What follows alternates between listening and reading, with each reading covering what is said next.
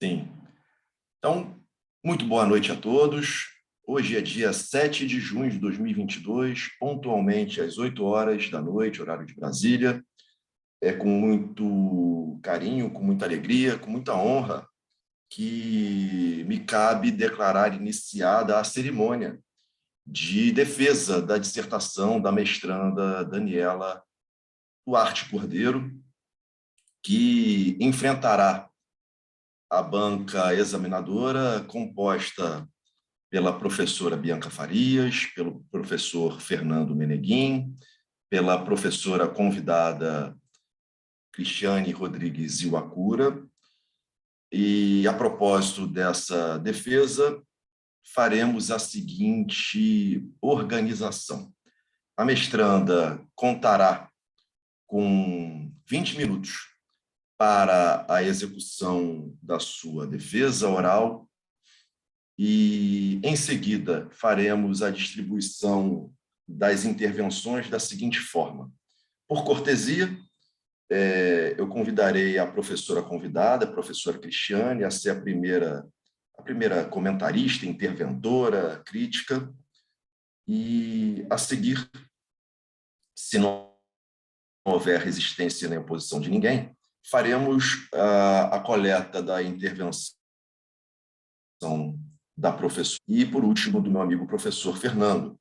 E, se todos consentirem, ao final de todos os comentários dos professores, pelo tempo que eles entenderem necessário, a mestranda Daniela fará a contra-argumentação, a réplica, como queiram chamar, essa resposta à tríplice intenção dos professores componentes da banca.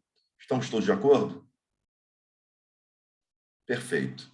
Então, sem maiores delongas, desejando à mestranda sucesso na defesa, boa sorte, que tenha confiança na sua produção, eu entrego a palavra à mestranda Daniela Cordeiro, que passa à execução da sua defesa. Boa sorte, Daniela. Obrigada, professor Igor. Eu queria já agradecer de antemão a todos os professores que estão aqui, dedicando um pouco do seu tempo para compor essa banca, em especial a professora Cristiane, que aceitou ser avaliadora externa, e impressionada com o currículo da doutora e dos professores eu já conheço, né? Mas eu fiquei muito impressionada e isso dá um frio a mais na barriga. Mas vamos lá. Eu vou compartilhar uma tela. Deixa eu... Peraí. Compartilhar a tela.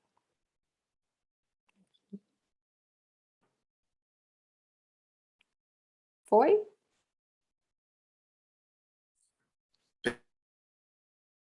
Perfeito. Obrigada. Deixa eu marcar meu tempo aqui. Então, o tema que eu desenvolvi no meu trabalho, vocês já devem ter lido, já estão por dentro do nome enorme, transação por adesão no contencioso tributário e o princípio da legalidade tributária suficiente.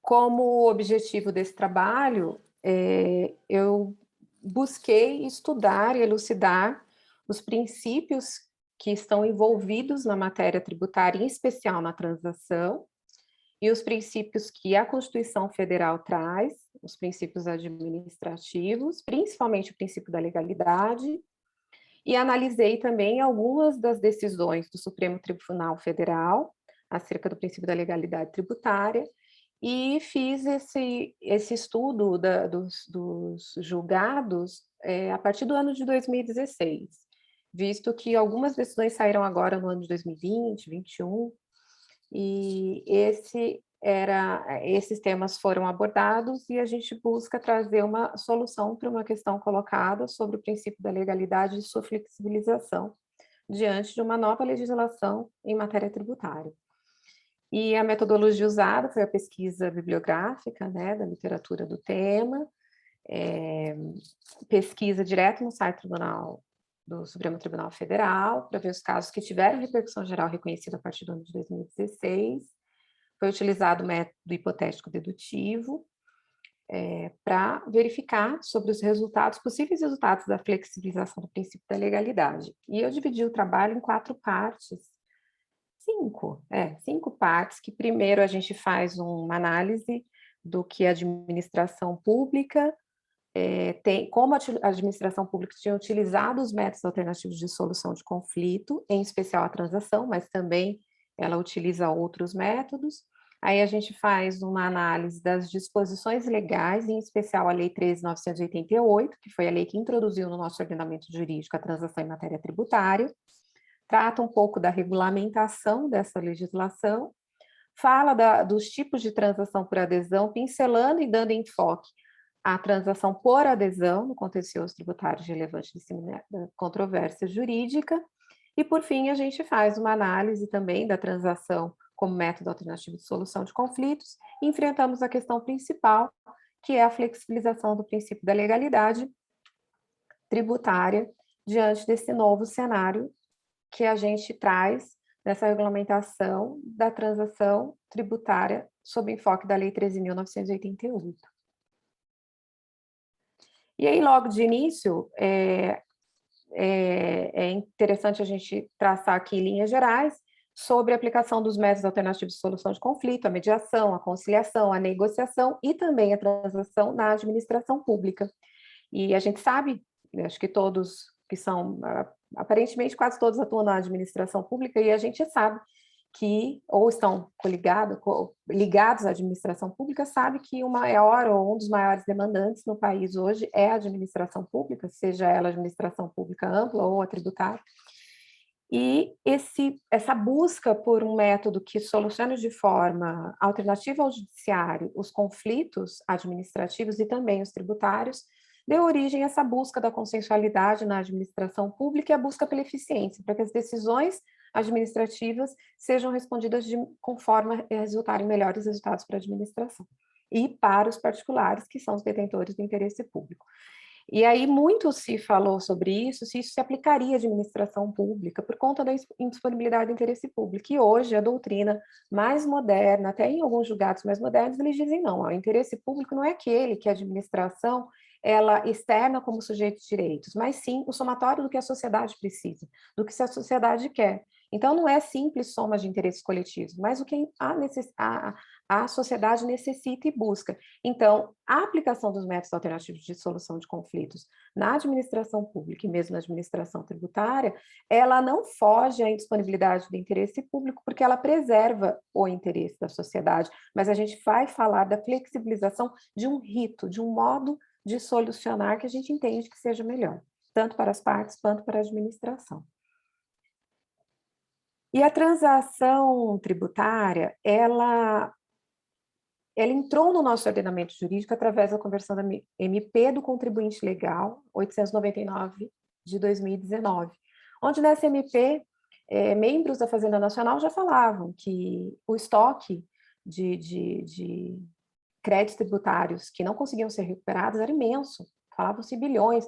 Então, a gente precisava, durante essa MP, ela estava no contexto da pandemia, no início da pandemia, e a gente precisa dar meios, foi isso que eles falavam, a gente precisa de meios que o contribuinte devedor possa acessar de forma mais rápida, com uma solução mais eficiente, a Fazenda Pública, para ter os seus débitos resolvidos, pagos, parcelados, resolvidos de alguma forma.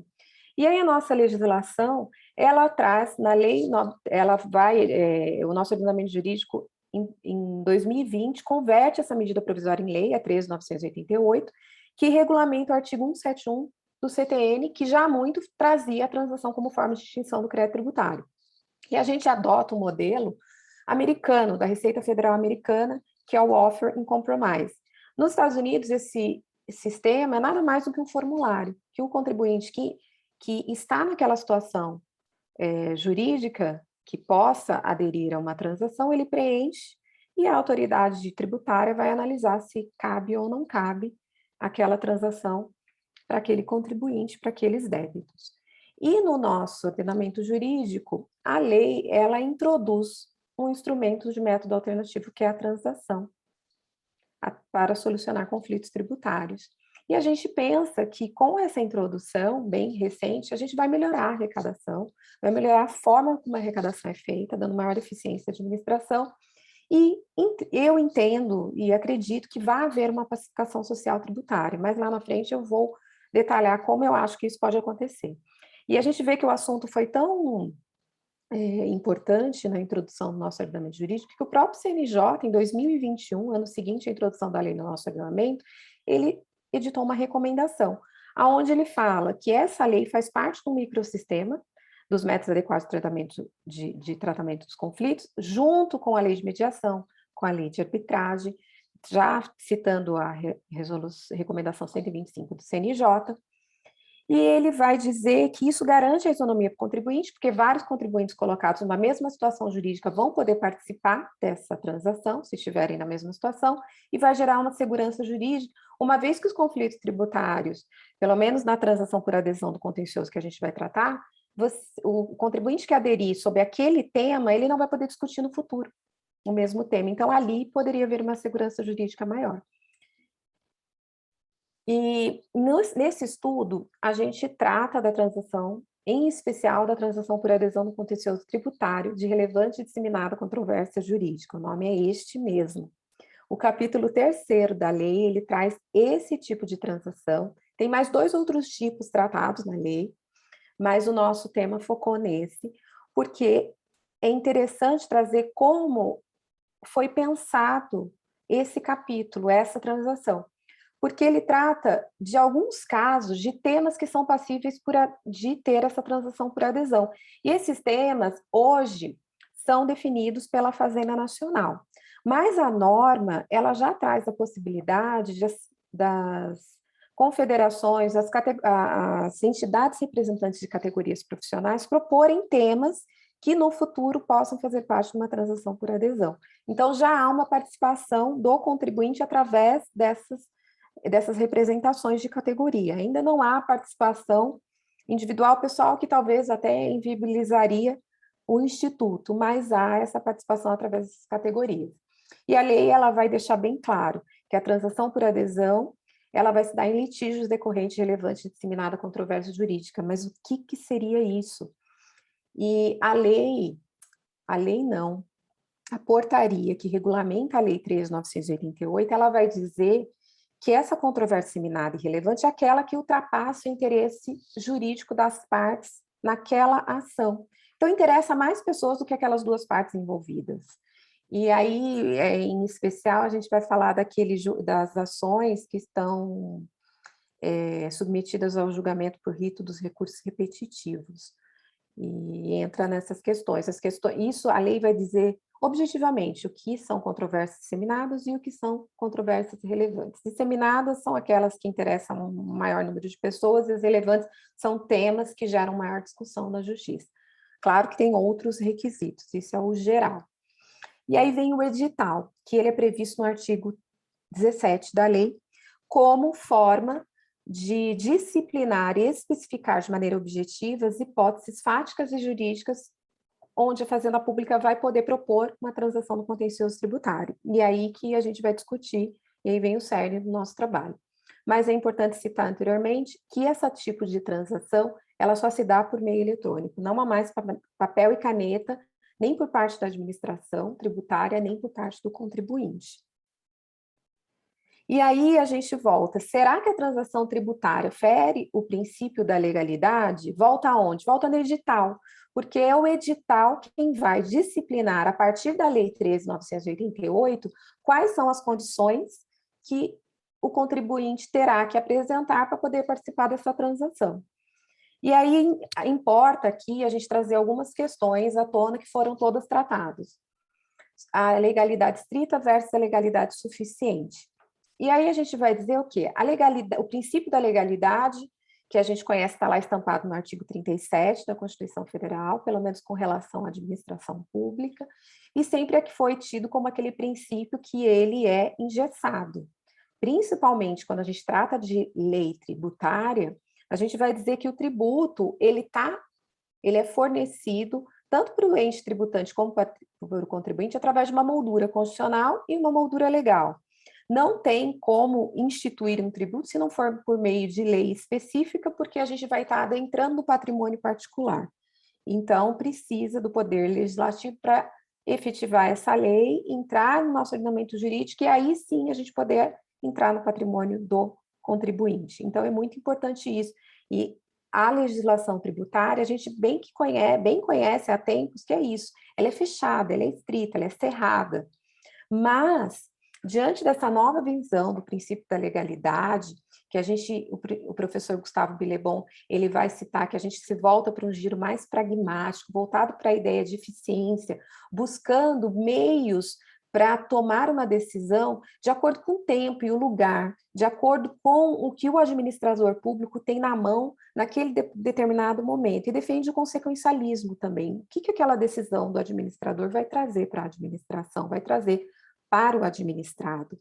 E aí a gente tem que a reserva, o poder público, o administrador público, ele tem uma reserva, um espaço de conformação onde ele vai atuar. E nesse espaço é onde a lei não chega. A lei é por demais geral e ela não consegue chegar nas minúcias do caso concreto. E o administrador vai tomar a decisão dentro de uma margem de liberdade e de conveniência, conforme práticas, conforme princípios, conforme normas que não necessariamente estão dentro do conceito estrito de lei. E aí a gente vai falar também da praticabilidade, que são técnicas que o administrador público utiliza para aplicar o ordenamento tributário ao caso concreto. Nós sabemos que a legislação tributária é por demais complexa, é tratado até por alguns doutrinadores como hipercomplexidade do sistema tributário. E aí vem o administrador com essa margem para aplicar de forma mais prática o direito tributário conforme o caso concreto. E essa legalidade estrita e essa legalidade suficiente em matéria tributária, ela é tratada pelo Supremo Tribunal Federal. E o Supremo Tribunal Federal vai dizer numa decisão agora, recente, 2021, que a gente tem uma legalidade tributária que vai caminhar para uma legalidade suficiente, sendo maior ou menor a sua abertura, a depender do que a gente está tratando, a natureza e estrutura do tributo. Então, nesse julgado em especial, ele vai tratar das taxas do poder de polícia. Ele vai dizer, olha, pode ter um diálogo entre o regulamento e a lei que institui o tributo, institui essa taxa cobrada em razão do exercício do poder de polícia? Ele vai dizer pode, mas desde que seja esse diálogo nos termos de subordinação, desenvolvimento e complementariedade. Subordinação à lei, desenvolvimento do sentido da lei e para complementar o espírito da lei, o que a lei quis dizer, o que a lei quis tratar e não conseguiu. E na doutrina a gente vai ver que também a gente caminha para isso. Marco Aurélio Grego, ele trata disso de maneira certeira, onde ele fala que aquela reserva absoluta e a tipicidade cerrada do direito tributário não cabe mais hoje na aplicação do direito tributário.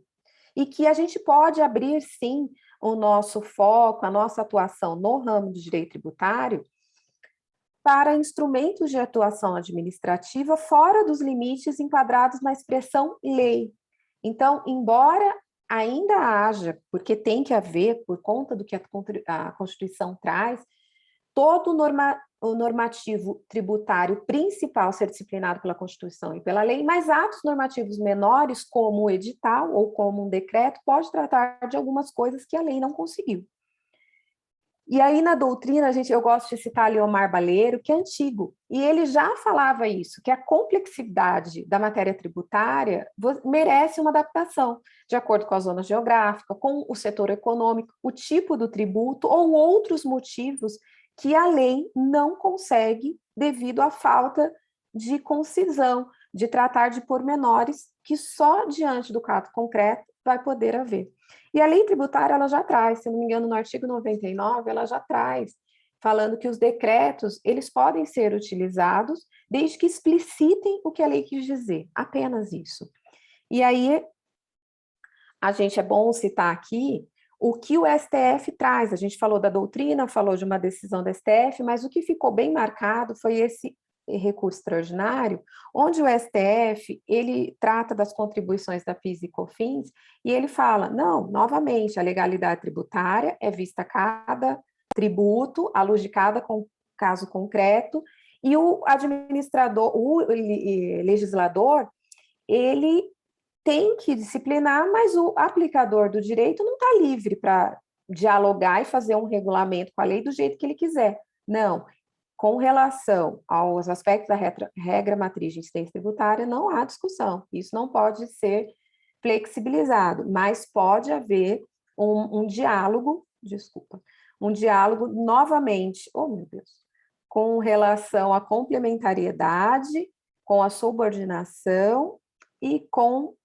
o desenvolvimento. E o edital entra aqui. O artigo 17 da Lei 13.988, ele traz especificamente que o edital, ele pode tratar de características que estão na lei, como o prazo de exigência do tributo, do parcelamento, que a lei já traz que, no caso de temas relevantes, apenas poderá ter um desconto de 50% em 84 parcelas, e ele vai estabelecer a necessidade de o contribuinte abrir mão de qualquer discussão sobre o tema, novamente, em casos futuros.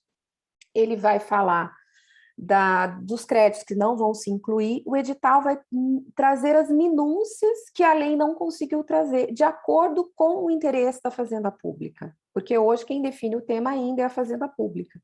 Então, mas como o edital vai trabalhar de acordo, puxando esses entendimentos da doutrina do STF, vai atuar de forma subordinada, de forma a desenvolver o que a lei quis dizer, de forma complementar. O que eu tenho para mim é que, apesar de toda essa discussão que a gente traz, uma discussão acadêmica acerca do princípio da legalidade, se o edital atende ou não, e eu creio que atenda sim, a transação tributária, ela trouxe um ganho muito grande para a administração, tratando-se da consensualidade, trazendo o princípio da eficiência ao cerne principal, buscando que melhorias na entrega dessa solução desse conflito tributário, mudando essa relação do fisco-contribuinte de forma tímida ainda, mas a categoria profissional já diz lá qual tema seria interessante ter uma transação. Então, a gente já vê uma forma de diálogo, de cooperação entre as partes. A administração pública, ela vai ganhar eficiência na arrecadação dos créditos e na rapidez, na celeridade da extinção da obrigação tributária. E aquele contribuinte que tem um débito enorme, que não via condições de voltar à atividade econômica, ele volta, ele retorna de forma mais rápida parcelando seus débitos. Ele vai ter uma certidão positiva com efeitos negativos, mas ele retorna à atividade. E o fomento à cultura da paz. É aqui que eu disse que eu acredito que, uma vez que o contribuinte, após transacionar, ele vai ter que abrir mão da discussão daquele caso, daquele tema, ali a gente vai ter pacificado um tema, pelo menos com relação àquele contribuinte, e a tantos outros que aderirem, e aí a gente vai diminuir os conflitos na justiça, e aí a gente pode pensar numa cultura da paz em matéria tributária. E aí, para terminar, eu quero deixar a frase de Joubert, que fala que a meta de uma discussão, ou um debate, ou mesmo um processo, não deveria ser a vitória, mas o progresso. E era o que eu tinha para trazer para vocês hoje. Perfeito, Daniela. Eu agradeço o uso comedido e respeitoso do seu espaço cronológico, do seu tempo disponível. Você respeitou perfeitamente a disponibilidade de tempo. E eu vou passar a palavra agora à professora Cristiane Rodrigues Iwakura, sinalizando preliminar e rapidamente que, professora, a sua escolha não foi fortuita para a composição dessa banca. Foi em acatamento, em louvor, em respeito à sua virtuosa trajetória acadêmica. Nos impressionou muito a quantidade de produções acadêmicas e a sua afinidade com o tema desenvolvido, pesquisado e articulado pela mestranda. Então, é em louvor a essas virtudes e esses bons predicados que eu agradeço a sua participação muito gentil e lhe entrego finalmente a palavra pelo tempo que a senhora desejar. Olha, esse é um perigo, hein? Pelo tempo que... Mas eu vou buscar ser bem sucinta. Em primeiro lugar, bom, se eu tiver com a conexão ruim, é só avisar que tô de mudança, tá meio que oscilando. Bom, em primeiro lugar, queria agradecer muito, né? Em primeiro lugar, meu amigo, né? Igor, né? Lá dos tempos, lá do INSS, grande amigo que eu tanto admiro, não só como professor, mas como procurador federal, né? Um dos maiores profissionais que eu já conheci na AGU. Verdade. Tudo a gente perguntava para o Igor. E também, para mim, é uma grande honra estar aqui com todos vocês. E já quero cumprimentar aqui a professora Bianca, professor Fernando, que eu tanto admiro já o trabalho, já conheço o trabalho de vocês. Bianca é processualista. A gente tem muita coisa em comum na UERJ. A gente tem Humberto Dalla, Paulo César, também fui orientanda do Greco. Eu vi que você tem um trabalho sobre acesso à justiça, o meu também, na tese de doutorado, foi acesso à justiça, então eu estou me sentindo em casa aqui, né? E para mim é uma honra. E o professor Fernando, né, é da análise econômica do direito, né, professor? E o meu grande amigo aqui da escola, né, que é o Eugênio Patesini, é da análise econômica do direito, e eu estou sempre lá trocando ideias. E observei aqui, lendo o trabalho da Daniela, que ele se comunica muito bem, tanto com o direito processual, como com essa perspectiva também na análise econômica, e eu queria até tecer aqui algumas considerações, puxando um pouquinho também para o meu lado, que é mais para as tecnologias, que eu acho que também tem uma coisa aí que pode ser aproveitada. E aí, gente, e cumprimentar a Daniela, tá? Pelo seu trabalho. Eu acho que eu vou começar com as considerações e eu termino com os elogios, para ficar mais ameno. Assim. Não, e eu não tenho aqui nada, nenhuma crítica. Na verdade, eu só tenho aqui contribuições, algumas sugestões, porque eu gostei muito do seu trabalho. É um tema que merece ser estudado, ser tratado, então eu fico feliz que você tenha escolhido esse tema e tenha trazido essa contribuição para a gente. Porque, por mais que eu leia, estude, eu não li ainda algo assim, nessa linha. Então, realmente é uma contribuição. Né? Não é mais do mesmo, é algo novo, eu gosto do novo. Então, parabéns desde já pela escolha do tema. Aí, já entrando, né, nas considerações, você começa lá falando sobre essa lei da transação tributária, né, do contribuinte legal. E aí, lendo o seu trabalho, eu me lembrei logo no início da introdução das ODRs, né, na transação tributária. E aí eu senti falta, eu acho que você poderia depois desenvolver melhor isso, eu acho que valia um livro, tá? Uma publicação. Vale sim. E aí você falar do Regularize, que é a plataforma de ODR da PFM, que é muito bacana, muito bem sucedida e tem tudo a ver com o seu tema. Uma preocupação que eu tive, a partir da página 15, é uma preocupação recorrente, isso é coisa de processualista, né? O pessoal faz muito uma conexão entre eficiência com celeridade, e você faz isso. E eu sou uma das pessoas que não gosta de fazer essa conexão por uma razão, né? A Constituição, ela fala em duração razoável do processo. Então, o processo tem que durar o tempo que tem que durar. Ser rápido não é necessariamente ser eficiente. Eu tenho muito essa preocupação. E quando você trabalha com transação, com um meio, né, de pacificação, essa preocupação é maior ainda, porque a gente não pode fazer isso de forma atropelada. Né? O Igor sabe muito bem, a gente passou muito por mutirão de conciliação. E a gente passou por cima muito disso, né? Essa questão da consensualidade ficou muito atropelada, porque se prezava muito pela celeridade. Então, eu acho legal a gente, né, nós como acadêmicos, né, sempre trabalhar com esse conceito de eficiência mais amplo, né? Nem tudo que é célere vai ser eficiente, nem tudo que é eficiente vai ser célere, necessariamente, né? Claro que vamos tentar eliminar os tempos mortos, né? O que der para a gente economizar em termos de tempo, ok. Mas qual é o conceito que eu sugiro que você traga, de repente, para uma versão futura do seu trabalho? Eu acho que você poderia trabalhar mais com a lei de governo digital. A lei de governo digital, ela parte dessa premissa do que é eficiência.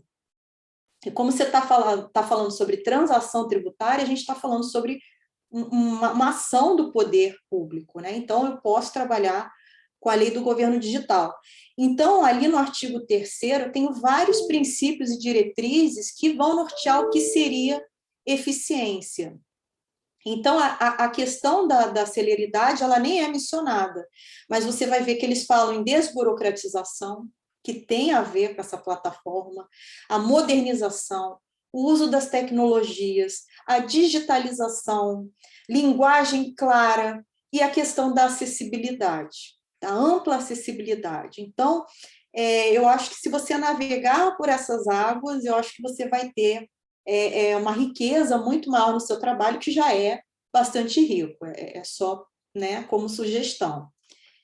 Bom, inclusive, né, o Regularize é uma plataforma que tem também como premissa o autosserviço, e o autosserviço ele depende dessa acessibilidade, né, por parte do cidadão. Ele tem que compreender o que está sendo colocado ali para ele, e quando a gente trabalha com transação, a gente tem que se preocupar com a linguagem, né, justamente, né, com essa acessibilidade, de passar a informação correta e evitar aquelas assimetrias informacionais, que eu acho que a assimetria informacional é algo que tem que ser combatido, né, é um dos maiores problemas que a gente tem hoje, pelo menos na minha visão.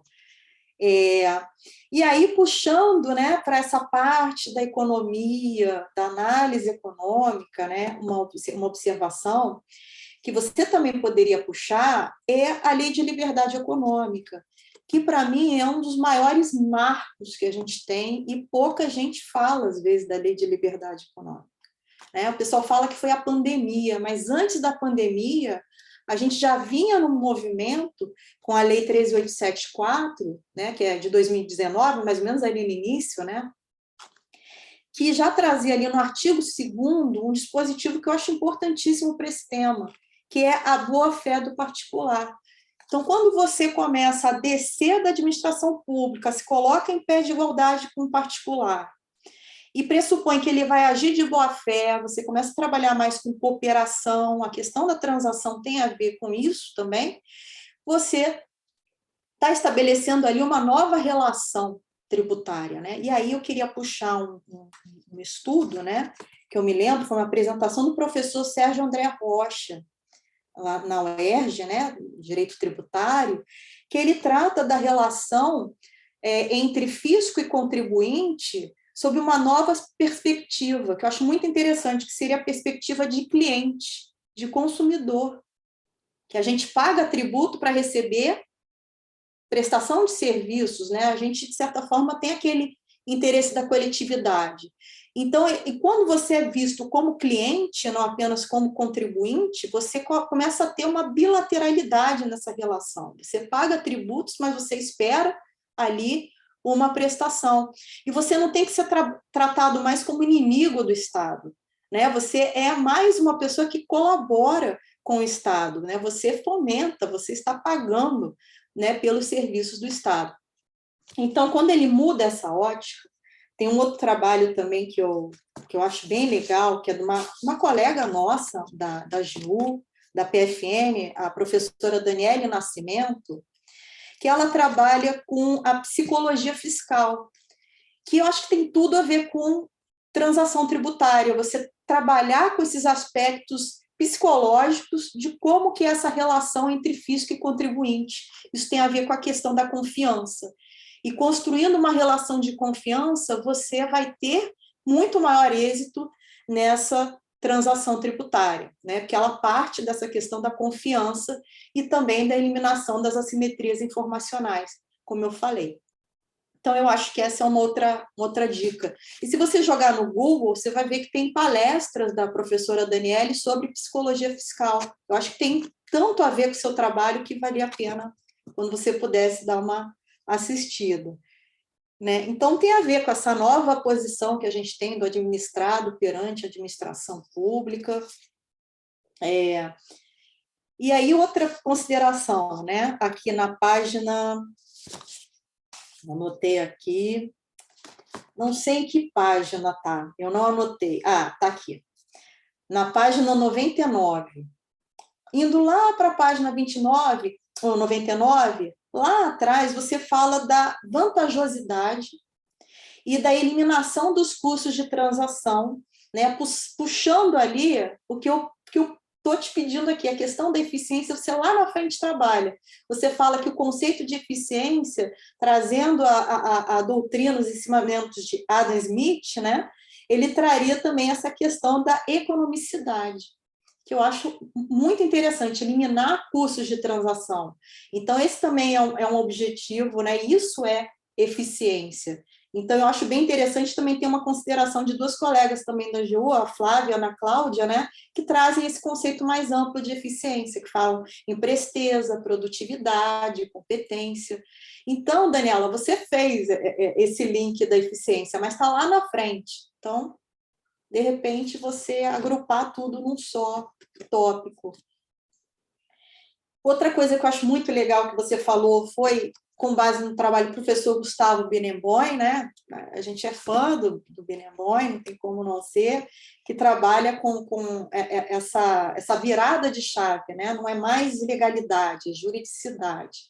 E aí a gente chega naquele processo de tomada de decisão pelo administrador, com base em princípios e garantias, que é justamente o que dá essa abertura, né, esse suporte, vamos dizer assim, normativo, para que a gente faça transação tributária. Então, eu gostei muito dessa colocação e eu sugiro que você utilize esse pensamento do professor Binemboim como ponte para você começar a falar sobre legalidade.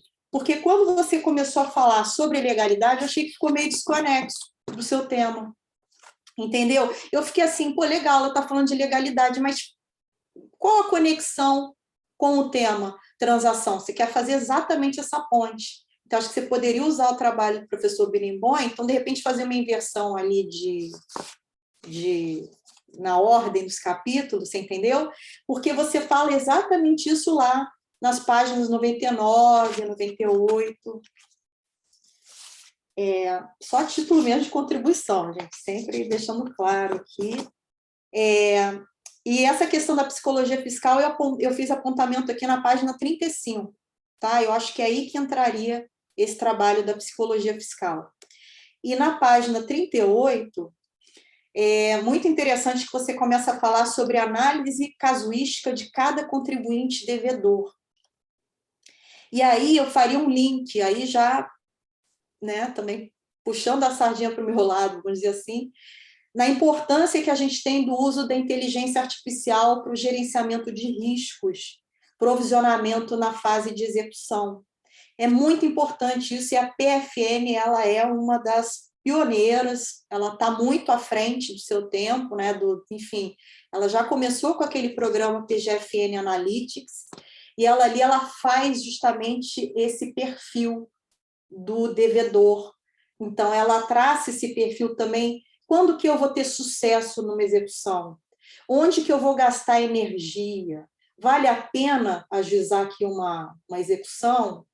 É melhor deixar isso de lado, porque eu não vou conseguir recuperar nada? Então, essa análise casuística ela poderia ser feita por intermédio dessas tecnologias. Isso a gente depende de uma estruturação dos dados. Os dados ainda não estão bem estruturados, né? A gente está caminhando nesse sentido, né? O professor Fernando trabalha, né, bastante com administração pública, eu vi gestão, tem a ver com isso, né? Nós estamos chegando lá, ainda estamos, né, caminhando, mas eu acho que merece, que seu trabalho, Daniela, é muito rico, então acho que tem um espaço para isso. E também não só a questão de traçar o perfil do devedor, mas também monitorar o cumprimento desses acordos. É importante você também monitorar o cumprimento, né? E aí você vai traçar perfil, estatísticas que vão poder ajudar nesse trabalho futuro, né? Então, eu quero melhorar essa transação tributária, qual é a fragilidade, qual é o ponto aqui, o que eu preciso fazer para aumentar, melhorar o resultado, né? Então, eu acho interessante. E aqui na página 55 e 56, eu queria fazer só uma pergunta, né? Que você deixou isso em aberto, mais processual. Você acha eficiente manter uma audiência de conciliação para transação tributária? Que você fala da audiência de conciliação como instrumento para transação tributária. Como a gente lida aqui com matéria mais de direito, mais objetiva, cálculo, você acha que seria produtivo, eficiente, ficar fazendo essas audiências? Né?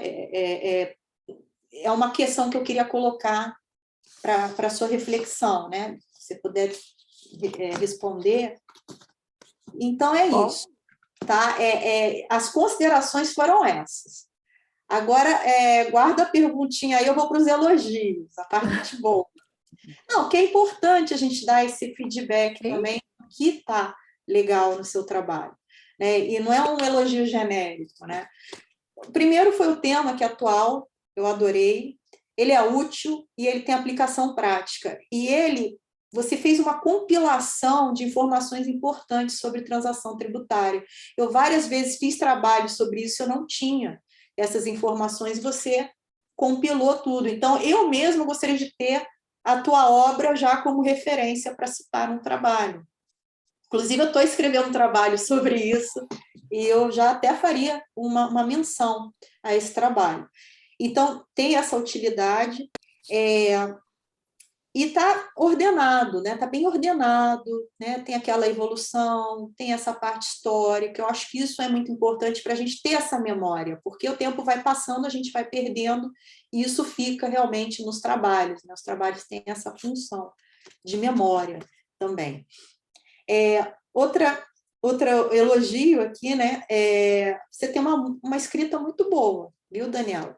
Eu leio muito trabalho e são poucos os trabalhos que eu leio com tanta facilidade, né? Além de você ter um português muito bom, uma ortografia, enfim, você tem uma redação que é gostosa de ler. Eu consegui ler com muita facilidade. Então, também parabéns, você consegue ordenar bem as ideias. Então, isso não é fácil, não é para qualquer um, não. E, ao mesmo tempo, você consegue ser objetiva e trazer uma riqueza de informações. Eu gosto muito disso, de pessoa que vai direto no ponto, traz informações, né? Tem gente que está ali enrolando, e você não faz. Por isso que eu até dei essa dica do link com o princípio da legalidade, para justamente não dar essa impressão que ali uma encheção de linguiça, vamos dizer assim. Na verdade, é um conteúdo importante, mas tem que fazer esse link para o leitor de fora entender essa sua intenção. E, por fim, né, é um trabalho bastante propositivo, porque ele leva a gente a várias reflexões sobre a importância desse Instituto da Transação Tributária, não do ponto de vista teórico, mas o contrário, você traz o ponto de vista pragmático. Eu acho isso muito interessante, quando você quer convencer alguém que algo é bom, e você vem a partir de exemplos, a partir de casos práticos, é muito mais eficiente do que quando eu venho com teoria, né, com algo em tese. Então, eu gostei muito do seu trabalho também por isso, tá? Então, parabéns, viu, Daniela? Espero ter feito aqui num tempo razoável, professor Igor. Muito obrigada, sempre bom te ouvir, professora. Daniela, eu vou te pedir uma gentileza, Daniela. Imagino que você fez aí as anotações e, enfim, memorizou todas as questões e uma única arguição da professora Cristiane. Eu lhe pediria, Daniela, para fazer, como combinado, uma única resposta a todos os professores, até porque as considerações dos professores vindouros podem se confundir, se fundir com algumas das questões suscitadas pela professora Cristiane, tá bem? Então, professora Cristiane, obrigado por todas as palavras, pelas intervenções, pela leitura atenta da dissertação da mestranda.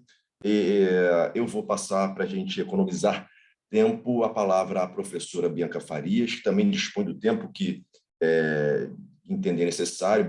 A professora Bianca participou da qualificação, já contribuiu muito com o aperfeiçoamento desse trabalho e, naquele momento, eu fiz um elogioso cumprimento à dedicação e ao carinho com que olhou para essa obra, e eu renovo agora essa gratidão. Quero lhe ouvir, professora Bianca, a palavra é sua.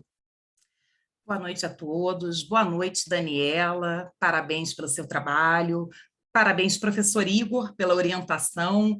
Eu disse isso na qualificação e reitero agora, a gente não tem um grande trabalho sendo apresentado, claro, a despeito do talento de quem escreve, se a gente não tiver um grande orientador ali, atento, caminhando ao lado e contribuindo, e eu acho que a excelência do trabalho da Daniela revela também a excelência da sua orientação, sem dúvida nenhuma. Cumprimento o professor Fernando, que também tive o prazer de encontrar já na banca de qualificação da Daniela, e a professora Cristiane, que está aqui com a gente hoje, como bem disse, pessoa profissional a quem me sinto unida por uma série de laços que vem lá da nossa Universidade Estado do Rio de Janeiro, e a gente caminha muito nessa área processual, seguindo mais ou menos os mesmos paradigmas, o que, em alguma medida, Dani, de fato, faz com que algumas observações da professora Cristiane já eliminem aqui alguns tópicos das minhas anotações, porque elas acabam se repetindo.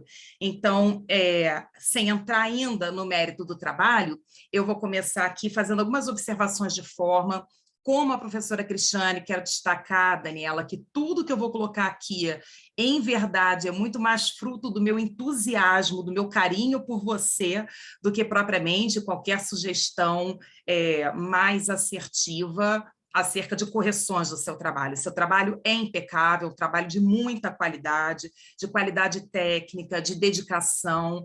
É um trabalho primoroso que revela o que você foi durante todo o seu curso de mestrado. Disse na qualificação, né, e reitero agora, eu tive o prazer de ser sua professora, tive o prazer de acompanhar o seu crescimento, e é muito bom, uma noite como essa, inequivocamente todos os seus professores se sentem também prestigiados, homenageados, porque a gente sabe que conseguiu deixar alguma contribuição bem pequenininha com vocês e que alunos como você potencializam isso, multiplicam essa contribuição tantas e tantas vezes, que é uma honra, é um orgulho enorme estar aqui nessa noite tão especial para você. Certo de que muitas outras semelhantes virão, né? Em breve você estará no seu doutorado e vai ser muito bacana aplaudir o seu sucesso sempre. Mas só para você deixar registradinho aí, como bem pontuou a professora Cristiane, o seu texto é muito bem escrito. Eu vi uma única falha na página 67, direito foi mencionado algumas vezes com letra minúscula, mas te confesso que olhando assim com todo o cuidado do mundo, só encontrei mesmo essa minúscula falha, o que me gera até um certo conforto, porque eu não sei se eu consegui algum dia escrever um texto, sobretudo uma dissertação, uma tese, sem nenhum errinho ali pontuado no momento da defesa, né? Então, só para você depois corrigir, porque, por certo, o seu trabalho merece publicação, será publicado, para você deixar aí direitinho. Uma sugestão também, e aí depende muito do estilo de cada pessoa, não é propriamente um equívoco, não é um erro, mas é uma questão metodológica que eu sempre sugiro que seja observada no futuro, para fins de publicação. Há algumas passagens do seu trabalho que têm citações bem longas no corpo do texto. Eu sugiro, Daniela, que depois, relendo, pensando na publicação, você desloque essas citações lá para a nota de rodapé. Vou dar só alguns exemplos. Isso acontece na página 21, acontece na página 23, na página 33, a gente tem quase meia página de citação. E por que eu digo isso? O seu texto é tão bom, você tem tanta qualidade, que eu acho que a última coisa que o leitor quer, em alguns momentos, é interromper o que você está pensando, o que você está apresentando, propriamente para acessar ali de maneira mais direta, no próprio corpo do texto, o conceito de algum outro autor, ou enfim, né, um julgado. Claro que tudo muito relevante, tudo muito pertinente, mas talvez, só para limpar um pouco o texto, você pudesse deslocar isso para a nota de rodapé. Mas é uma questão sistemática, tá, Daniela? Eu deixo bem claro aqui, tem gente que gosta de trabalhar assim, eu prefiro concentrar no corpo de texto, de fato, o que você está escrevendo, o que o autor ali está escrevendo, e as referências devem seguir em nota de rodapé, só para deixar o seu texto bem limpinho. Certamente quem está lendo vai lá na nota de rodapé, mas já com outra expectativa, sabendo que está só complementando aquilo que você colocou para a gente no momento anterior. Também uma sugestão para depois você rever, os tópicos 4.3 e 5 do seu trabalho falam em aspectos bastante distintos, mas no mérito da transação por adesão. Talvez você pudesse pensar no deslocamento do 4.3, porque dentro do seu item 5, você comenta diversos aspectos da transação por adesão. E aí, talvez, né, a análise que o STF fez da questão pudesse ser tratada também no bojo desse item 5. Também só uma sugestão. Com relação ao mérito propriamente dito aqui, Daniela, uma primeira observação que eu tinha feito também em torno dessa ideia de eficiência, de eficácia, está muito associada à ideia do garantismo. Acho que, em parte, por conta da escola mesmo que a gente vem, né? Eu, professora Cristiane, a gente não passa pelo professor Leonardo sem ficar para sempre marcado pelo garantismo processual. A gente não reverte mais esse processo, então toda vez que a gente lê eficiência, inequivocamente a gente pensa numa forma garantista de fazer isso, e aí vem essa preocupação já revelada com esse freio da celeridade, como é que fica isso? Em alguns momentos as pessoas perguntam, mas vocês não querem eficiência? Poxa, queremos eficiência, mas a gente se sente quase ali que num dever de fato, olhar para essa questão do garantismo. Então, vale esse esclarecimento em torno do seu conceito, para tentar resgatar essa ideia garantista dessa transação por adesão. A gente não está aqui, o seu trabalho deixa muito claro, sustentando nenhum tipo de violação a essa premissa constitucional.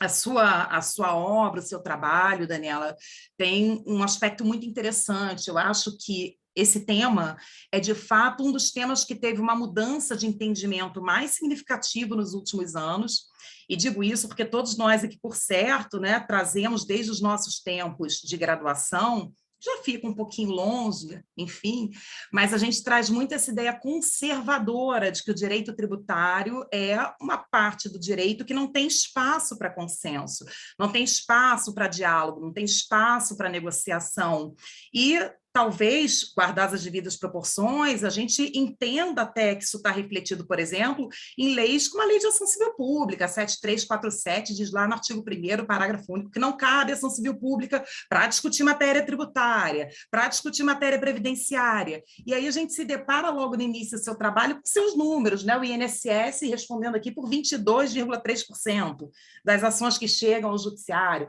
Caixa Econômica Federal, Fazenda Nacional, União, Banco do Brasil e tal. Você elencou aqui uma série de litigantes e a gente vê com um pouco de perplexidade que a gente se formou num sistema que fez a gente se acostumar com a ideia de que tributário não comporta debate, não comporta transação. É um pouco essa ideia de que a defesa do interesse público estaria inequivocamente afastada e separada da ideia de cooperativismo, da ideia de dialética, de acordo e de negociação. E volto a dizer, eu lembro que quando eu tive o primeiro contato com o estudo da ação civil pública, isso me gerou muita perplexidade, eu não entendi exatamente por quê. Um assunto que gerava tanta demanda não podia ser objeto de uma ação coletiva. E aí os professores, obviamente, falavam, Bianca, mas o que você espera? Um termo de ajustamento de conduta numa ação civil pública? Você espera um acordo, uma transação? Como é que é isso? Então, guardadas as devidas proporções, a gente se acostumou lá na origem a pensar que direito tributário realmente não é um assunto que comporte debate, que comporte discussão, que comporte qualquer tipo de negociação, né? Vamos falar em termos de ajustamento de conduta para discutir matéria ambiental, não vamos falar em nenhum termo de ajuste de uma conduta, qualquer que seja o nome que propriamente a gente venha a dar isso, em matéria tributária, em matéria previdenciária. Ah, mas são milhões de ações individuais, mas vamos seguir assim. Matéria tributária não pode, a gente quebra a fazenda numa condenação de ação civil pública, não pode ser assim. E aí, de repente, vem uma mudança de paradigma, um amadurecimento legal, junto com o amadurecimento dos profissionais que atuam de maneira mais direta nessa área, que rompe totalmente esse paradigma que a gente se acostumou, desde os tempos de graduação, a acreditar e a repetir, sem pensar e sem refletir de maneira mais acentuada. E aí, Daniela, só para realmente ter certeza, né, do que você está pensando, não obstante eu saiba, eu queria que você dissesse, por favor, aqui na página 26, se procede a sua resposta. Eu sei o que você vai me dizer, porque lá na página 100, você conclui o seu trabalho dizendo algo distinto, mas eu vou ler para você um trechinho da página 26 do seu trabalho, em que você coloca assim, a gente está dentro do tópico 2.3.3, indisponibilidade de interesse público. Você coloca lá, mas os interesses ou direitos tutelados pela Fazenda Pública são sempre indisponíveis? A resposta é negativa. Quando eu li essa partezinha do seu trabalho, ainda não sabia, né, exatamente o que estava por vir, Dani, assim, eu te confesso que eu fiquei muito preocupada, porque nesse momento não ficou claro para mim se você realmente acha e entende que interesse defendido pela Fazenda Pública não é indisponível, que eles são interesses disponíveis, ou se de fato indisponível, ou melhor, disponível é o processo, né? E o interesse é indisponível de fato, mas digo isso e queria só te ouvir, porque lá na página 100 você conclui nessa linha que eu acho absolutamente acertada, de que os interesses tutelados pela Fazenda Pública são sempre indisponíveis. A despeito daquela subdivisão de interesse público primário e secundário, interesse da coletividade é indisponível. Entretanto, a forma de tutela e de defesa, o processo é que pode ser disponível. E aí, claro, né, imagino que você esteja aí na linha do que dizem tantos doutrinadores, vi lá que na sua referência bibliográfica você menciona o Marco Antônio Rodrigues, que tem uma obra muito importante sobre esse assunto, a Fazenda Pública no Processo Civil, em que ele sustenta exatamente isso. Eu não vi o Marco citado no trabalho, no corpo do trabalho, mas vi que ele está lá na sua referência bibliográfica, por certo, foi uma obra que você consultou em alguma medida, mas só diante dessa afirmação aqui, né, de maneira tão contundente na página 26, em que você diz que é negativa a ideia de que o interesse tutelado pela Fazenda Pública é sempre indisponível, e, portanto, nos sugere que a Fazenda Pública tutelaria interesses que são disponíveis, eu queria te ouvir, Dani. É isso mesmo que está na página 26 ou a indisponibilidade, de fato, é do processo? Mais uma vez, Daniela, parabéns pelo seu trabalho, parabéns pela sua caminhada brilhante, pela sua trajetória até essa noite. Quero registrar mais uma vez o meu carinho, o meu orgulho em fazer parte dessa banca e estender de maneira muito especial e carinhosa os meus cumprimentos ao professor Igor, que certamente foi aí incansável, fez um trabalho magnífico para que você chegasse ao dia de hoje. Tá bom? Parabéns. Muito obrigada, professor Igor. Palavra do senhor. Que orgulho. Eu queria... Ô, Liane, depois passa essa gravação para mim. É muito elogio para uma noite só. Tem que memorizar isso. Obrigado. Eu sei que são palavras assim gentis e muito além do meu merecimento, mas a gente sempre fica com uma pontinha de orgulho mesmo, porque, enfim, eu não vou antecipar nenhum juízo de valor sobre o trabalho que está ainda em objeto de apreciação pela banca, e ainda falta ouvir o meu amigo, meu dileto amigo, professor Fernando Meneguin. Isso já foi dito, professor Fernando, por ocasião da banca de qualificação, mas é sempre bom, é de bom ouvir e repetir.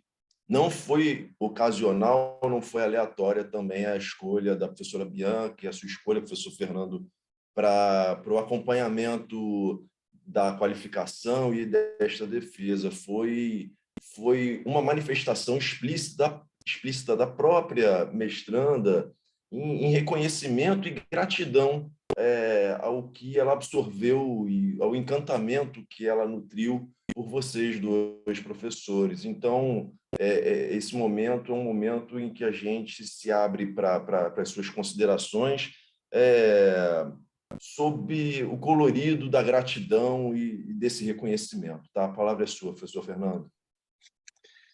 Muito obrigado, professor Igor. Só tenho a agradecer por estar aqui nesse momento tão especial. Todos já falaram muito, né, a palavra orgulho, mas é realmente isso, Daniela, muito orgulho de estar vendo o seu trabalho nessas horas que a gente sente como que é importante ser professor, né? A gente tem esse retorno dessa atividade que às vezes não é reconhecida, mas que a gente sente isso, né? E isso que faz a gente ter esse ânimo para estar ensinando, para passar conhecimento e ver o sucesso aí dos alunos, que a gente teve aí um pouquinho de chance, né, de passar um conteúdo que a gente acredita. Então, é um prazer enorme estar aqui, vendo todo esse crescimento, a evolução do trabalho da Daniela, né? A gente tinha tido a oportunidade de ler na qualificação e ficou muito bom, Daniela, muito bom.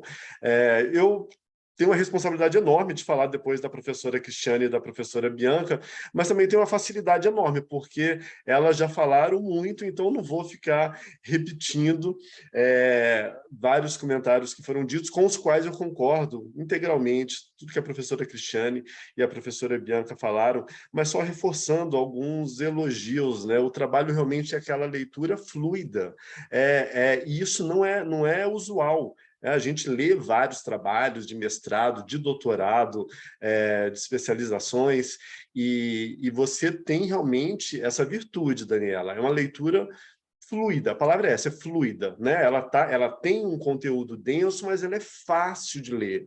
Isso não é para qualquer um, definitivamente. Parabéns pela leitura, pela escrita, parabéns pela estruturação do texto, que tá muito clara. Eu, além do privilégio de ler o trabalho, ainda tive o privilégio de ter agora uma aula com a professora Cristiane e com a professora Bianca. Né? Assim, aprendi muito ouvindo as duas. Que satisfação foi isso. Gostei muito, professora Cristiane, quando a senhora falou sobre a diferença, né, de eficiência e celeridade. E isso casa tão bem com o conceito de eficiência do ponto de vista da economia, porque de maneira bem simplória, né? Claro que tem os conceitos de eficiência, de Pareto, de Kaldor-Hicks, enfim, mas nem preciso entrar nisso. De uma maneira bem simples, o que é eficiência? É eu evitar desperdício. Né? Então, assim, tem realmente uma contradição em assimilar, né, em fazer essa junção de eficiência com celeridade. Concordo muito com isso. E achei fantásticos os aspectos que você trouxe sobre o que seria eficiência a esse caso concreto. Né? Assim, muito interessante mesmo. Depois vou até pegar para ler sobre isso. Outro tema que eu achei interessante, que eu nunca tinha ouvido falar, sobre psicologia fiscal. E isso também, eu só acho fantástico. Eu acho que o mundo está virando mais interdisciplinar e acho que todos nós ganhamos muito com isso, porque a gente não pode ficar preso, né, nas nossas caixinhas, né? As ciências todas, os conhecimentos todos se comunicam.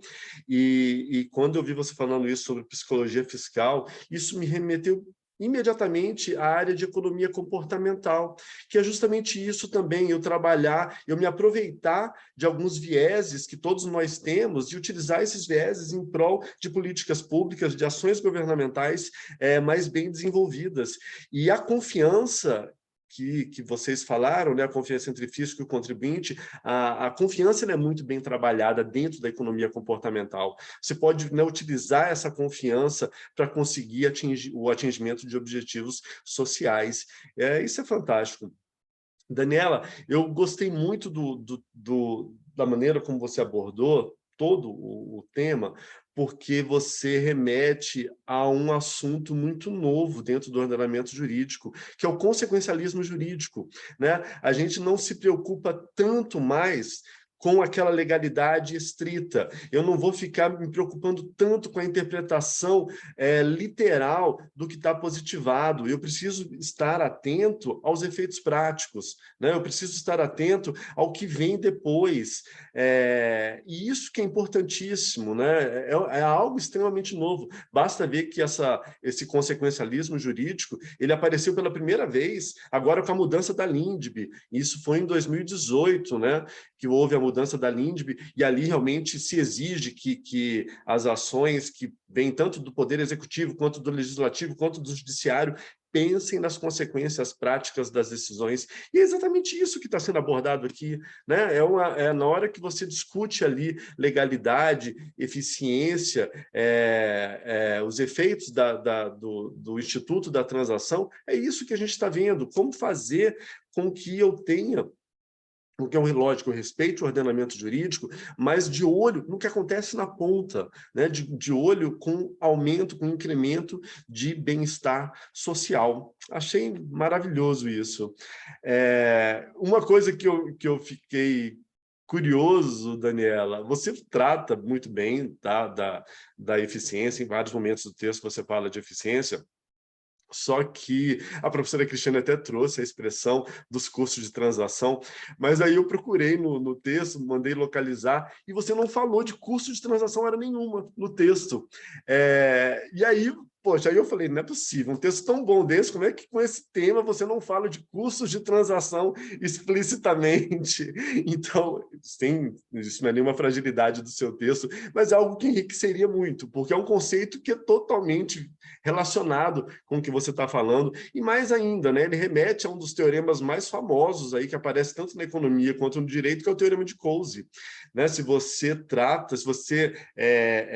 ajuda a reduzir os custos de transação, você caminha para uma situação de alocação dos recursos mais eficiente. Você aumenta a probabilidade que essa alocação de recursos seja eficiente. Então, esse é a única anotação que eu faria, tá, Daniela, sobre a dissertação, além dos aspectos formais e dos comentários que a professora Cristiane e a professora Bianca brilhantemente falaram, eu só traria isso. Poxa, valeria a pena fazer menção aos custos de transação, talvez trazer o teorema de Coase, mas, enfim, não é nenhuma fragilidade do seu trabalho.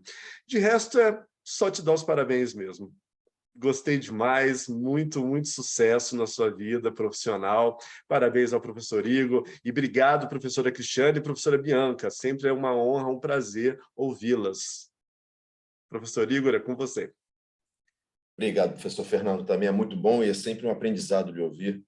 Eu vou dedicar esse bloco final, essa abordagem final à mestranda Daniela, para que ela faça o enfrentamento de todas as colocações e arguições que lhe foram postas, e eu suplico, Daniela, que você observe, em ordem à conclusão dos trabalhos, o tempo de 20 minutos, me parece razoável também. Tá bom, Daniela? A palavra volta a ser sua. Obrigada, professor Igor. Eu vou tentar ser mais rápida, mas nossa, de imediato, assim, eu quero agradecer muito, muito por ter os professores aqui hoje. Vocês não sabem o quanto é importante esse momento e quanto foi importante o mestrado na minha vida. Tem repercussões muito grandes em outras áreas e que eu não vou esquecer jamais. E, se eu falar muito, eu vou chorar. Mas eu quero agradecer muito a professora Bianca. Alguma resposta que eu vou produzir aqui é fruto do que eu aprendi com você, nas suas aulas, o quanto eu mudei um pensamento que eu tinha, extremamente legalista, e conhecendo a resolução de conflitos, os métodos, foi a melhor coisa que eu fiz, porque eu me tornei mais flexível como atuante do direito, em coisas que eu pensava que jamais eu podia abrir mão. E muito obrigada pelo carinho, pela dedicação. A professora Bianca sempre esteve à nossa disposição como alunos, é maravilhoso. E ela sempre pediu muito que a gente falasse, tivesse apresentações nas aulas dela, e ela sempre perfeita corrigindo a gente ali, e realmente é possível ver, assim, muito fácil o nosso crescimento, do jeito que a gente começa a matéria e do jeito que a gente termina a matéria. E com relação ao professor Fernando também, professor Fernando, eu fiquei apaixonada por economia. Eu leio textos hoje de economia. Eu sou uma doida por estudo, eu fiz ciências contábeis, eu falei, eu devia ter feito economia depois que eu tive suas aulas, porque é fantástico, enriquece muito. Tudo que a Linde me trouxe em 2018, falando do consequencialismo, o senhor não sabe a vontade que eu tive de colocar muito sobre consequencialismo no meu trabalho. Eu queria desenvolver mais, mas meu trabalho ia ficar muito grande, que eu falo muito, eu escrevo muito.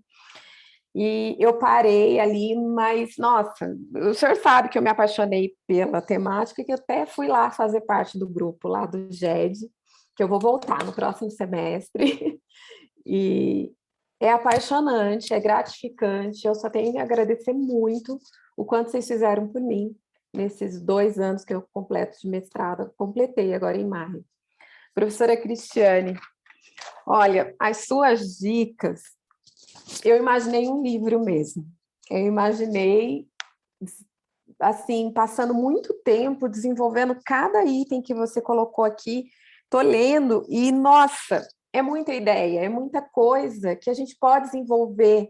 E é muito bonito de ver, porque eu acho que se eu pegar isso daqui, eu vou escrever um livro enorme, muito interessante, porque é tanta coisa que você trouxe dessa questão de inteligência artificial, sobre a questão da análise casuística, eu achei aquilo tão inteligente e tão moderno, tão atual, e o que a gente fica pensando, né?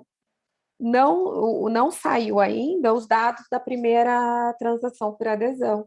Eu não encontrei. E aí foi lançado o segundo edital, o edital número 2.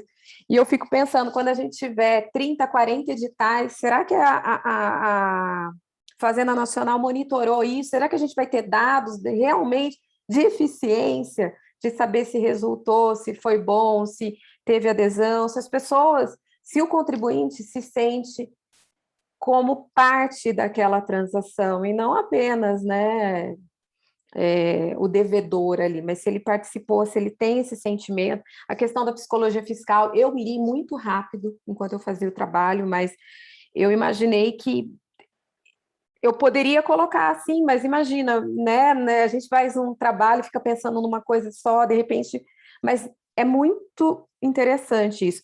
Com relação à vantajosidade, eu dei uma pinceladinha só, porque eu achei também que se eu fosse entrar nessa questão, eu entraria muito. Mas tudo o que está colocado, eu anotei item por item, e com certeza, se Deus me der a oportunidade, se eu conseguisse eu publicar no futuro, eu vou com certeza melhorar meu trabalho e ele vai se tornar super moderno com essa questão de inteligência artificial. Eu tenho lido muito isso sobre a normatização das criptomoedas. Agora o Senado vai falar sobre o marco da inteligência artificial. Nossa, eu estou lendo muito. E veio muito a calhar. Gostei muito, muito obrigada pelas suas considerações. Eu vou sonhar com elas, pode ter certeza. E quanto à sua pergunta sobre a audiência, aí vem a professora Bianca. Eu vou confessar um caso aqui que foi da minha vida mesmo, aconteceu.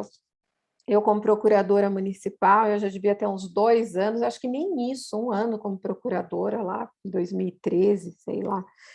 E aí a gente recebia todas as intimações toda hora, cidadezinha pequena, né? O oficial bate na porta da secretaria com um monte de intimação e falou assim: audiência de conciliação, audiência de conciliação, audiência de conciliação. E eu, como procuradora administrativa, eu falava: meu Deus, eu tenho tanta coisa para fazer aqui dentro, como que eu vou sair para audiência? Eu odeio audiência, eu vou confessar, tá? Eu não gosto. E eu falava, como que eu vou sair daqui, largar tudo isso, ir para audiência, e vai chegar lá, não vai ter conciliação, porque eu não posso fazer nada, porque eu vou virar para o meu secretário, eu não posso ligar e falar, e aí, tem dinheiro para a secretaria pagar? Eu não posso fazer isso. E aí eu fui, sentei com o secretário e falei, olha, não dá, eu não vou ficar mais saindo daqui para o fórum para fazer audiência. Que não adianta nada, a gente perde, sei lá, 2 horas, né? Aí vem motorista, leva, volta, não vou fazer. Aí ele falou assim, tá bom, qual o seu argumento? Põe no papel. Eu fiz toda uma argumentação, coloquei no papel e ele concordou e mandou para o juiz, marcou uma reunião, conversou com o juiz e o juiz acatou. E aí a gente não ia, os procuradores não iam às agências de conciliação. E eu achava o máximo a gente não perder tempo com conciliação que a gente não sabia que iria conciliar. Aí vem o curso da Ambra em resolução de conflitos. E aí vem a professora Bianca, fala, não, gente, tudo o rito é conciliável, a gente pode conversar, aí tem as aulas de mediação. Aí eu falo assim, mas como que eu vou aplicar? Aí a gente fez um estudo sobre negociação na Fazenda Pública, eu falei, meu Deus, aí um monte de novidade, e assim, isso mudou a minha forma de pensar.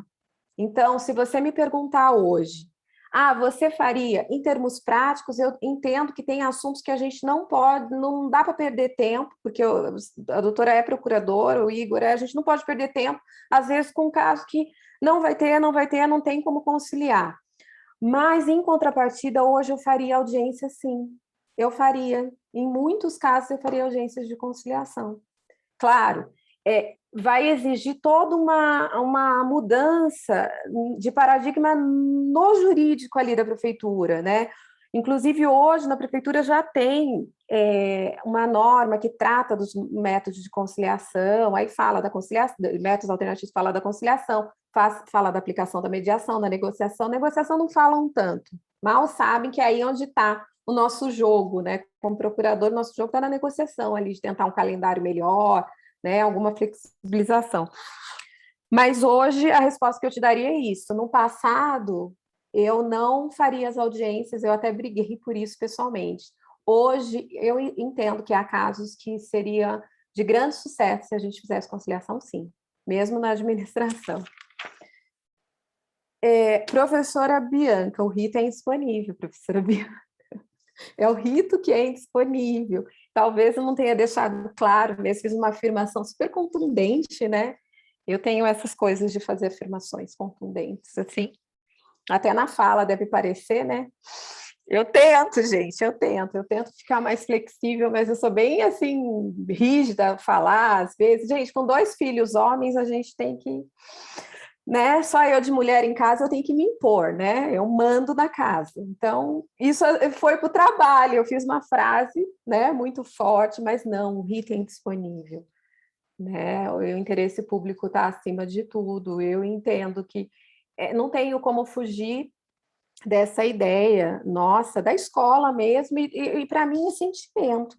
Eu entendo que a administração ela é o reflexo da conjunção nossa de sociedade. Quando a gente fala lá atrás da quebra do véu, né, de quando a gente escolhe quem vai ser nosso juiz, quem a gente vai ser na sociedade, mais ou menos isso, no véu da ignorância, eu penso que o Estado está aí como uma decisão nossa, é para nos servir. A gente desvirtuou isso, é meio lindo o que eu estou falando, né? Meio romântico, mas acho que é assim que a gente tem que pensar. Então, é o rito, sim, é indisponível, o direito público, não. Eu não mudo esse pensamento ainda não vou chegar, não estou tão moderna ainda não. Professor Fernando,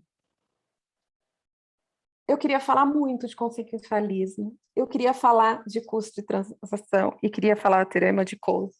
Eu li muito sobre isso, só que eu pensei assim, eu poderia fazer um trabalho sobre transação tributária na análise econômica do direito.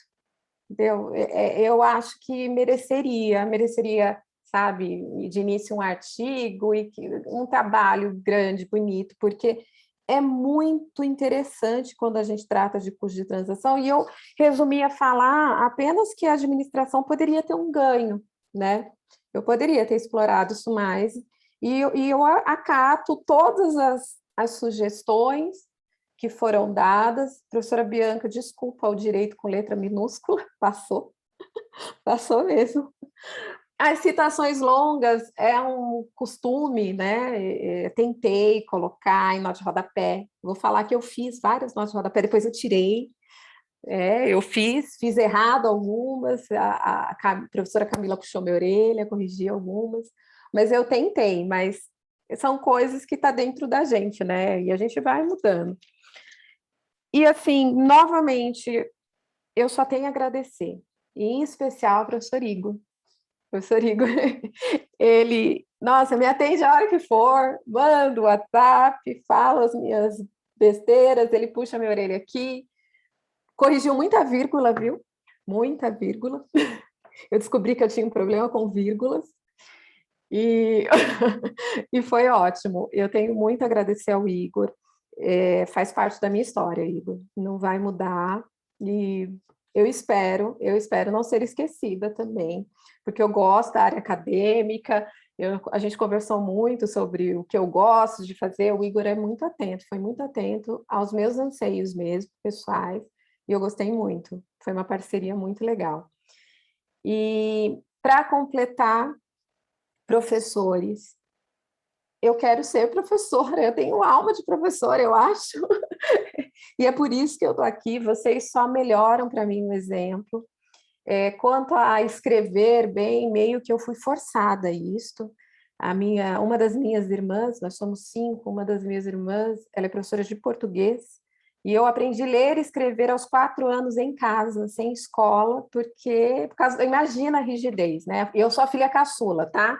Então, para piorar, então eu fui forçada a escrever bem. Até hoje, se eu escrevo uma mensagem no grupo da família que eu uso uma gíria, uso uma abreviação, minha irmã vem, não é assim que se escreve, entendeu? É uma coisa meio doida. Então, eu passei por isso, por esse processo. Agradeço pela professora que eu tive em casa, as professoras, que eu tenho mais de uma irmã professora, e agradeço por vocês, professores que estão passando na minha vida, e que eu só tenho a dizer que vai ser um orgulho escrever isso no meu currículo, tá? Esses dias eu estava vendo meu currículo e fui ver lá que a minha especialização em Direito do Estado, o meu professor orientador era o professor, hoje muito famoso, de Direito Constitucional, o Flávio Martins, que hoje acho que todo mundo conhece o professor Flávio Martins. Na época, ele dava aula aqui em São José dos Campos, na minha cidade. Professor Eduardo Sabag, tributário, dava aula, eu tive aula pessoalmente com eles, e eles foram os meus orientadores. E na época, você vê, ele nem tinha tanto sucesso, nem estava na moda esse tanto de curso jurídico, como evoluiu, né, dos anos para cá. E eu tenho certeza que quando eu olhei, eu tomei um susto de ser o Flávio Martins, e hoje eu já estou assustada de ser a professora Bianca Farias, de ser o professor Fernando Meneguins, de ser a professora Cristiane, de ser o professor Igor. Muito, muito obrigada. Muito obrigada. É só o que eu tenho para dizer. Maravilha, Daniela. A gente entende perfeitamente esse momento. Realmente é tocante, é emocionante. Eu também estou assustado, mas estou assustado com esse grupo de WhatsApp, porque censura ortográfica e gramatical no WhatsApp da família me apavora. Foi hora, eu escrevi 13, 2 pontos, 30H. Ela falou, não é assim, é 13H30. Foi Oh, isso. meu Deus do céu. Então, Faremos o seguinte, Daniela, você espera a gente aqui um cadinho. A gente vai para a sala deliberativa dos professores, vai prosear um pouquinho, e em curto espaço de tempo a gente retorna aqui para anunciar, proclamar o resultado avaliativo, tá bom? É um até breve, aguarde por nós aqui, Daniela. Beijinho. Professores, espero vocês lá.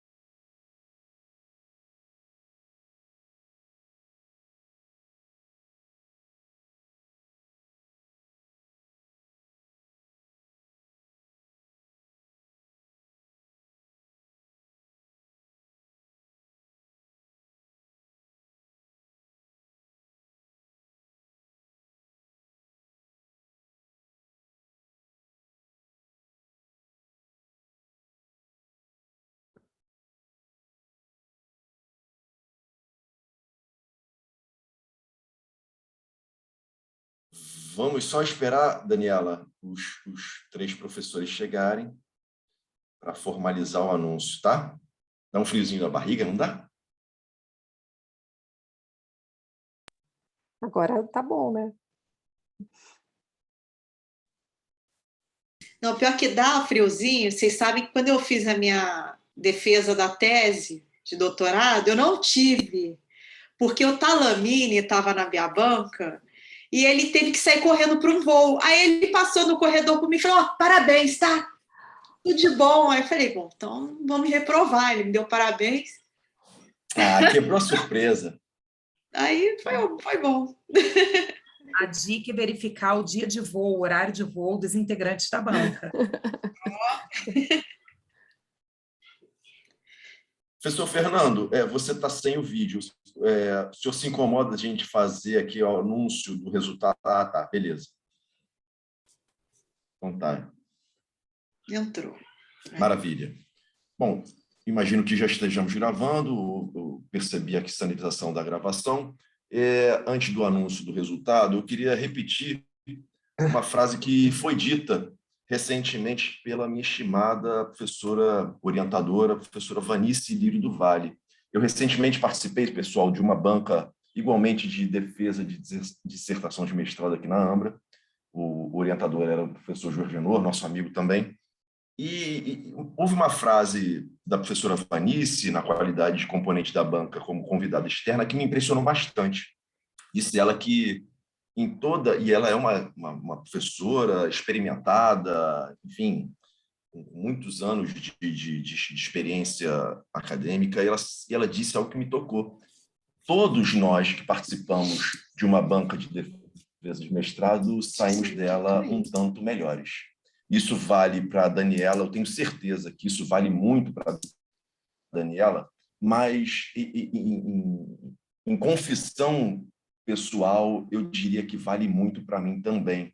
Eu até, em caráter propositivo, passou pela minha cabeça que bom seria se a gente pudesse ter um quarteto de orientação, porque certos aspectos observados por vocês, professores, escapam completamente à minha capacidade intelectual, cognitiva.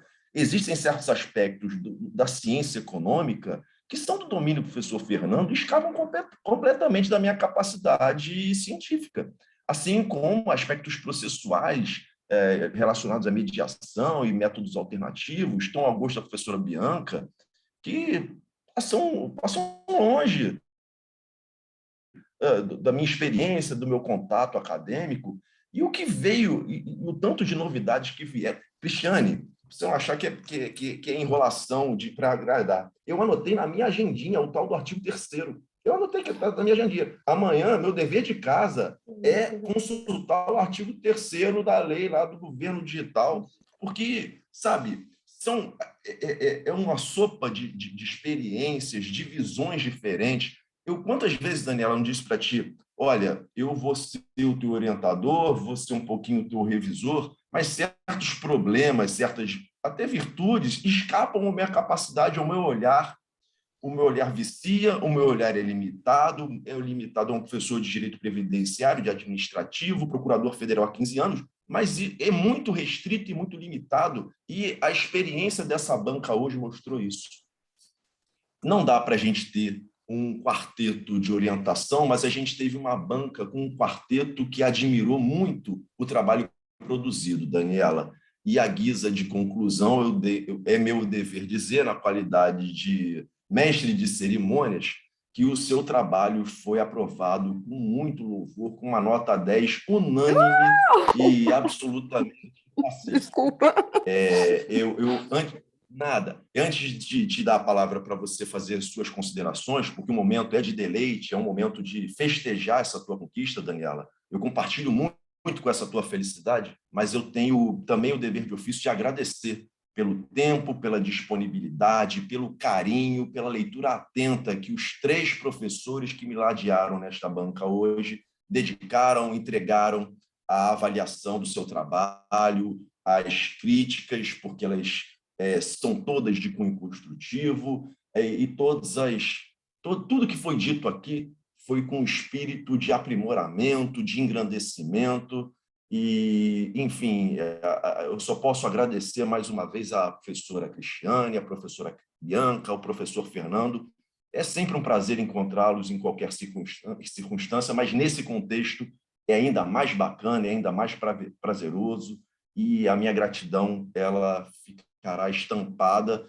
Daniela, foi um prazer também trabalhar contigo, foi um prazer acompanhar a sua evolução, é muito merecida essa sua aprovação e ainda mais merecido esse grau 10, tá? Eu vou te dar a palavra para você fazer as suas considerações finais e quero lhe ouvir um pouquinho. Eu só tenho a agradecer o olhar atento dos professores. É fantástico ter uma nota 10 vindo de vocês.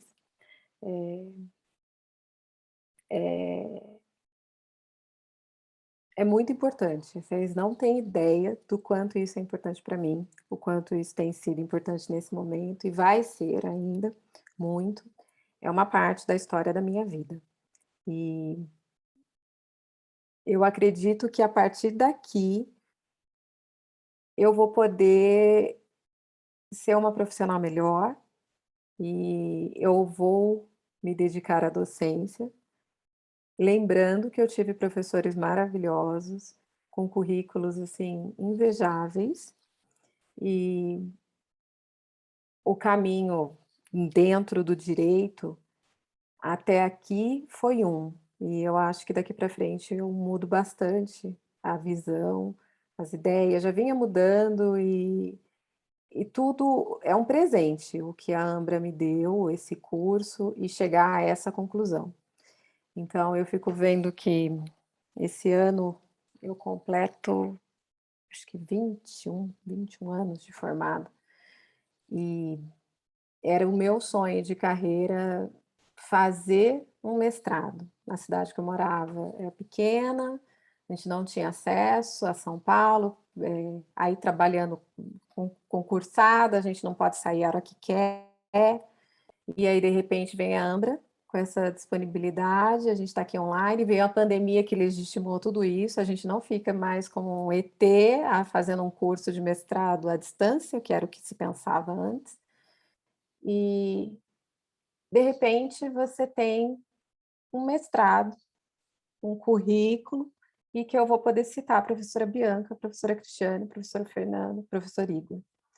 É muito orgulho para uma pessoa só, viu, gente? Eu estou muito feliz e muito obrigada. Igor, de novo, você está no meu coração, tá?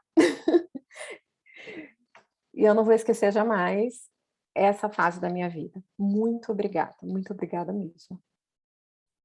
É recíproco. Professores, se quiserem fazer uso da palavra... Só parabenizar, isso aí, muito sucesso, Dani, muito sucesso mesmo. Obrigada. A Camila Maiara eu não podia deixar de falar, a professora Bianca conhece, minha colega de mestrado, ela tem que estar aqui. Parabéns, Dani, você está só colhendo os frutos da sua seriedade, da sua competência, da sua dedicação, tenho certeza que somando sempre o seu esforço com o seu talento, você vai muito longe. Muitas coisas produtivas virão a partir da sua dedicação, conta com a gente aqui, foi um prazer enorme estar com vocês essa noite. Mais uma vez, muito obrigada ao professor Igor, professora Cristiane, professor Fernando, por essa oportunidade de estar aqui, participando da sua defesa, e sucesso sempre. Boa noite, pessoal, também. Parabéns, Daniela. Foi um grande prazer estar aqui com vocês, conhecer a professora Bianca, o professor Fernando, e ver um trabalho tão bem feito. Eu fico feliz que você queira seguir também a carreira, a docência, é muito legal, é muito gratificante, e você tem, né, o jeito, o dom, a dedicação acima de tudo, e eu sei dizer que eu estou diante aqui de professores, que eu acho que a maior característica de um bom professor é a generosidade, né? E a gente vê isso, quando o professor ele se doa, né, ele entrega o seu conhecimento, né? Eu acho que esse é o objetivo do professor, então tenha sempre isso em mente, né? Muito parabéns para você e também como profissional, fiquei feliz que você também quis se aprimorar também profissionalmente, é muito bom a gente ouvir isso. Obrigada. E parabéns, Igor, também sua orientação foi ótima, que como a professora Bianca falou, o trabalho ele é um resultado também do trabalho de orientação e também, né, das dicas aí da banca de qualificação, e a Daniela soube ouvir, e tá aí o resultado, parabéns. Obrigado, Cris. A minha relação com a Daniela não era professor-aluno, né? A gente sempre se tratou desde o primeiro dia como iguais, como semelhantes em capacidade, em interesse, em tesão pelo estudo, pela pesquisa. O mérito é todo dela, todo mesmo. O que eu fiz foi, de repente, ajudar a colaborar com o roteiro de uma obra que ela soube escrever muito bem. O mérito é todo dela. Daniela, hoje é um dia feliz, é um dia de muito orgulho para todos nós. Eu acho que hoje pode estar nascendo essa professora que você quer. Conte com o nosso apoio, conte com o nosso incentivo, acima de tudo. Um momento é de desfrutar, de festejar, junto-se aos seus, junto-se à sua família, aos seus amigos, aos seus amores. Comemore, porque é merecido esse momento de deleite, tá bom? Eu declaro encerrado o protocolo, a cerimônia de defesa. Muito obrigado a todos. Obrigado, Liânia, pelo suporte, sempre gentil, sempre atencioso. Liânia, você é nota 10 para a Liana. Aí, galera da Ambra, aumento para a Liânia, rápido. Isso é verdade, Liânia. Isso é verdade. Gente. Na hora. Estou aqui emocionada, Dani. Ai, obrigada. É uma querida. Parabéns, viu? Linda a sua banca. Obrigada. Valeu, gente. Boa noite, gente. então. A gente se revê por aí. Beijo. Tchau, tchau. Boa noite. Tchau. Boa noite.